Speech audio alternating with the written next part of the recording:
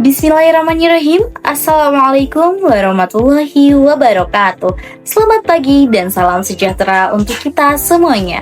Perkenalkan, nama saya Indah Nurul Fazria, mahasiswa Fakultas Hukum Ilmu Sosial dan Ilmu Politik, Program Studi Ilmu Hukum, Universitas Terbuka Jakarta.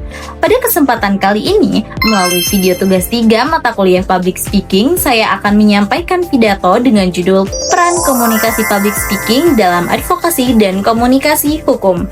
Hadirin yang saya hormati, dalam dunia hukum, kemampuan berbicara di depan umum bukan hanya sekedar pelengkap, melainkan bagian penting dari profesi hukum itu sendiri. Seorang mahasiswa hukum, calon advokat maupun praktisi hukum harus mampu menyampaikan pendapat, argumentasi, serta pembelaan yang jelas, logis, dan meyakinkan.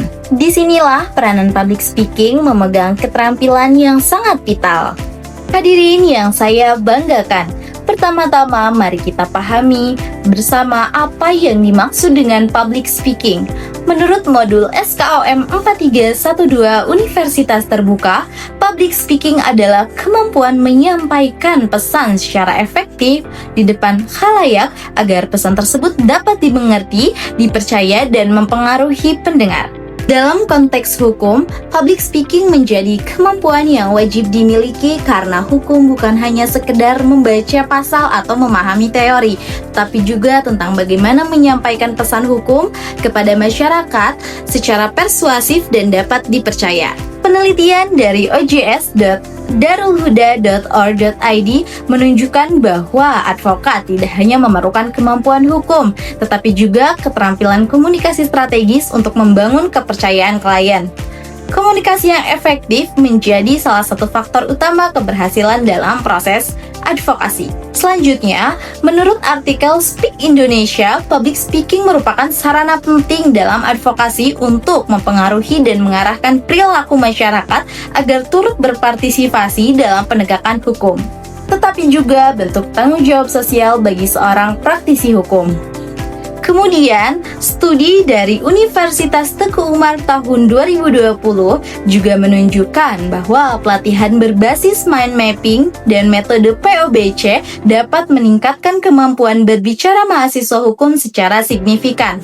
Artinya, public speaking bukanlah bakat bawaan, melainkan keterampilan yang diasah melalui latihan dan pengalaman. Hadirin yang berbahagia, sebagai calon praktisi hukum, kita harus menyadari bahwa kemampuan berbicara di depan umum sangat berkaitan dengan citra profesionalisme saat menyampaikan pendapat di ruang sidang, bernegosiasi dengan klien, atau berpartisipasi dalam kegiatan advokasi masyarakat. Kemampuan berbicara yang baik akan menumbuhkan kepercayaan dan kredibilitas. Elemen penting dalam public speaking bagi seorang praktisi hukum adalah sebagai berikut. Yang pertama ada kejelasan atau clarity, yaitu menyampaikan pesan dengan bahasa yang mudah dipahami. Yang kedua ada logika berpikir atau logis, yaitu menata argumen secara sistematis dan rasional. Yang ketiga ada persuasi atau persuasion, yaitu meyakinkan pendengar dengan data dan emosi yang tepat.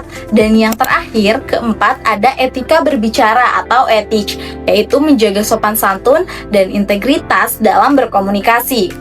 Jika keempat unsur dikuasai, maka mahasiswa hukum akan mampu menjadi komunikator yang profesional, cerdas, dan berintegritas. Hadirin yang saya hormati, dari uraian yang telah saya sampaikan dapat kita simpulkan bahwa keterampilan public speaking memiliki peran strategis dalam hukum. Seorang mahasiswa hukum, advokat, maupun praktisi hukum tidak cukup hanya untuk memahami isi undang-undang saja, tetapi juga harus mampu mengkomunikasikan pesan hukum dengan efektif dan persuasif. Dengan kemampuan berbicara yang baik, seorang praktisi hukum dapat memperkuat argumen, membangun kepercayaan publik, serta memperjuangkan nilai-nilai keadilan dengan lebih meyakinkan. Mari kita sebagai mahasiswa hukum Universitas Terbuka terus mengasah kemampuan public speaking agar siap menjadi pribadi yang tidak hanya paham hukum saja, tetapi juga mampu menyuarakan keadilan di tengah masyarakat. Terima kasih atas perhatian Bapak, Ibu, dan teman-teman semuanya. Sekian dari saya.